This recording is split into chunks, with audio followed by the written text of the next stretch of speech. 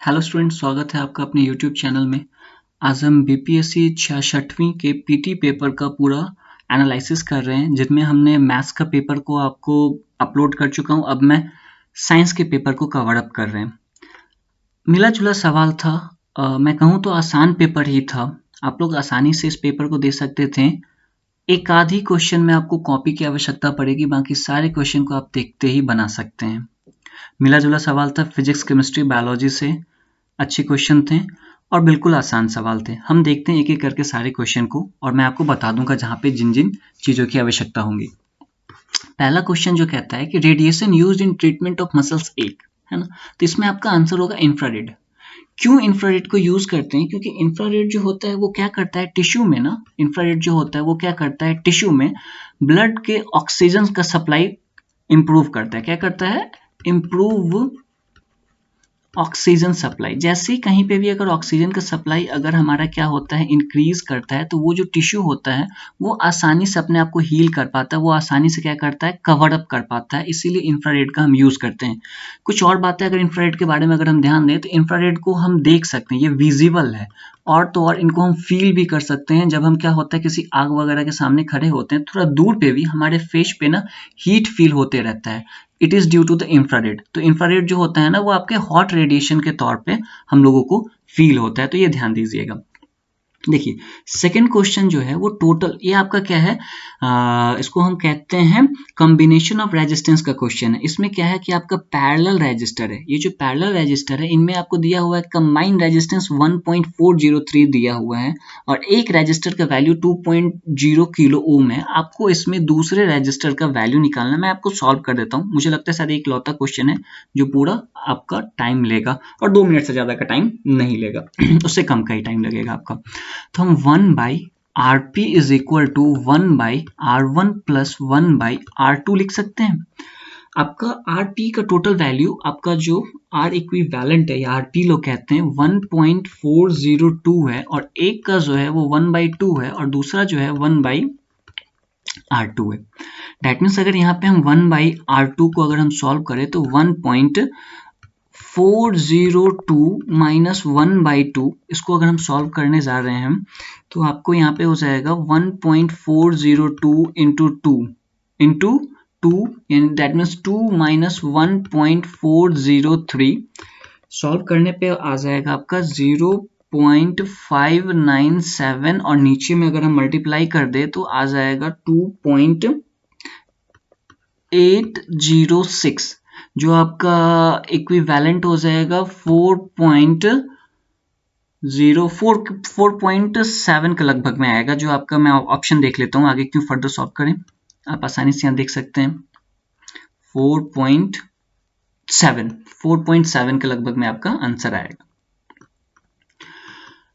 On heating the resistance of a semiconductor, ध्यान दीजिए क्या होता है सेमीकंडक्टर जो होता है वो रूम टेम्परेचर पे आपका क्या होता है एकदम इंसुलेटर की तरह बिहेव करता है। जैसे ही हम यहाँ पे क्या करते हैं रूम टेम्परेचर से इनके टेम्परेचर को इंक्रीज करते हैं तो इनका कोवैलेंट बॉन्ड ब्रेक करता है। इनका कोवैलेंट बॉन्ड जो होता है वो ब्रेक करता है। कोवैलेंट बॉन्ड ब्रेक करने के बाद क्या होता है इलेक्ट्रॉन जो होता है वो फ्री हो जाता है। इलेक्ट्रॉन क्या हो जाएगा? फ्री हो जाएगा।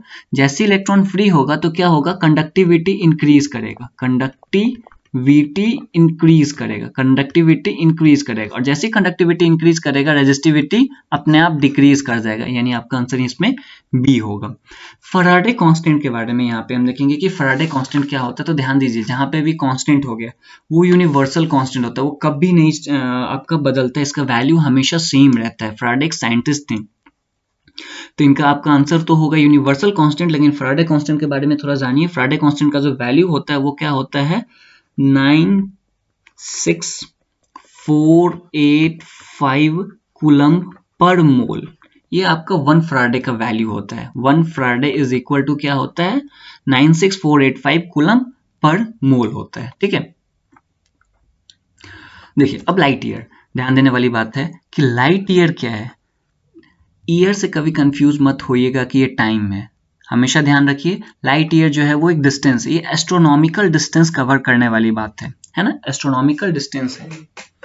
लाइट ईयर जो होता है वो बहुत बड़ा यूनिट है आपके डिस्टेंस का। लाइट ईयर को अगर मैं यहाँ पे आपको एक्सप्रेस करके दिखाऊं तो 1 light year is equal to क्या होता है 9.6 ट्रिलियन। ट्रिलियन को हम 10⁻12 किलोमीटर होते हैं, और अगर इसी को हम माइल में लिखें तो ये माइल में क्या हो जाएगा 5.8 trillion mile, that means 10⁻12 mile. ठीक है। Which of the following does not change when light travel from one medium to another? इसका आंसर आपका फ्रीक्वेंसी होगा। देखिए वेवलेंथ भी चेंज कर जाता है, वेलोसिटी भी चेंज करता है, डिफ्रैक्टिव इंडेक्स हर मीडियम का अपना अपना होता है और अलग अलग होता है। वेलोसिटी बिल्कुल, अगर रिफ्रैक्टिव इंडेक्स चेंज करेगा तो वेलोसिटी चेंज करेगा ही करेगा। The velocity of electromagnetic wave, question यहाँ पे ट्विस्ट कर गया। इलेक्ट्रोमैग्नेटिक वेव, अब इलेक्ट्रोमैग्नेटिक वेव होता क्या, अगर यहाँ पे सीधे आपसे लाइट पूछ लेता तो आप मार देते 3 × 10⁸ मीटर पर सेकेंड, लेकिन आपसे क्या पूछा इलेक्ट्रोमैग्नेटिक वेव। ध्यान दीजिए लाइट जो होता है वो आपका इलेक्ट्रोमैग्नेटिक वेव है, और लाइट के पास डुअल नेचर होता है। क्या होता है, वेव का भी प्रॉपर्टी होता है, वेव फंक्शन भी होता है, और क्या होता है इनके पास पार्टिकल फंक्शन भी होता है। इसीलिए इसका आंसर क्या हो जाएगा 3 × 10⁸ मीटर पर सेकेंड। क्वेश्चन आसान था, that means velocity of light था, बट घुमा के पूछा गया इलेक्ट्रोमैग्नेटिक वेव के बारे में। The first man who placed his foot on, बचपन से सुनते आए हैं नील आर्मस्ट्रांग। अच्छा, नील आर्मस्ट्रांग कब इन्होंने दिया था, गए थे ये जुलाई 20 जुलाई 1969, ये डेट याद रखिएगा। हिंदी में है ये क्वेश्चन पेपर। देखिए the number of neutron, number of neutron निकालने का क्या तरीका होता है, तो न्यूट्रॉन इज इक्वल टू हम क्या कहते हैं मास नंबर। मास नंबर को ए से रिप्रेजेंट किए करते हैं, और क्या करते हैं minus atomic number. Atomic number आपका जेड होता है, ध्यान दीजिएगा, mass number minus atomic number.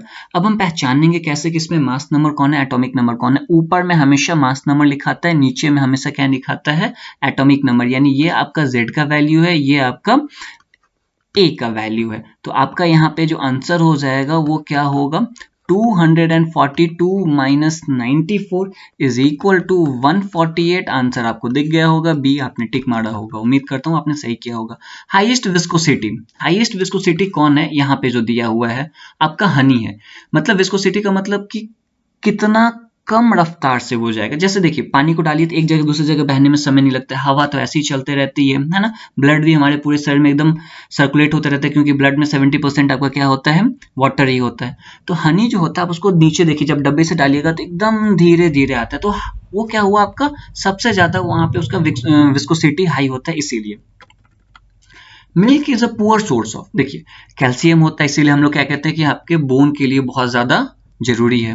Protein है ना, कहते हैं हमारे शरीर के लिए भी इंपॉर्टेंट है।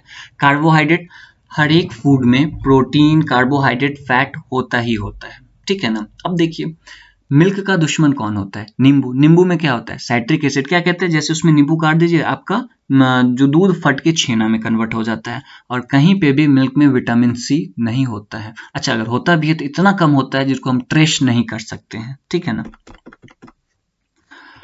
देखिए ड्रंकन है, अब यहाँ पे है ना कि जो आपका ब्रेथ एनालाइजर होता है उनमें कौन सा फिल्टर पेपर का यूज करते हैं, तो आप हम इसमें यूज करते हैं पोटेशियम डाइक्रोमेट सल्फ्यूरिक एसिड का यूज करते हैं।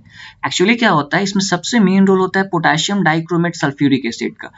पोटेशियम डाइक्रोमेट जो होता है वो क्या करता है, जो अल्कोहल होता है, अल्कोहल कौन आपका इथेनॉल होता है, कौन होता है आपका इथेनॉल होता है। ये इथेनॉल को क्या करता है ऑक्सीडाइज कर देता है, ऑक्सीडाइज करके एसिटिक एसिड में कन्वर्ट कर देता है। किसमें कन्वर्ट कर देता है एसिटिक एसिड में, जिससे पता चल जाता है कि इंसान शराब पिया हुआ है। अगर एसिटिक एसिड नहीं बन रहा है तो इंसान शराब पिया हुआ नहीं है, ये ध्यान देने वाली बात थी।